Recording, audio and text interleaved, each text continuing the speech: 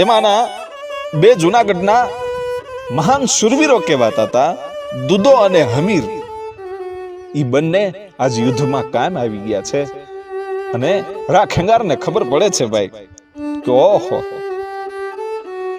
આવા મહાન યોદ્ધાઓ આજ મારી વચ્ચે રહ્યા નથી, આ જૂનાગઢમાં રહ્યા નથી. અને ખબર પડી ગઈ કે આજ તો કાળ આવ્યો જ છે. હવે આ અર્ધિકરાટને ટાણે પોતાના ભાણેજોની ખુટલાઈના કારણે આ યુદ્ધ થયું છે. નહીતર જૂનાગઢનો કિલ્લો કોઈ હરાવી શકે એમ હતું નહીં.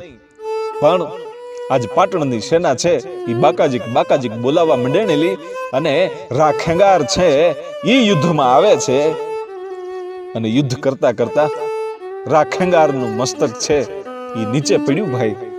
9 વર્ષનો ધણી રાખેંગાર છે એ પોતે યુદ્ધમાં કાયમ આવ્યા, માથું કપાઈ ગયું.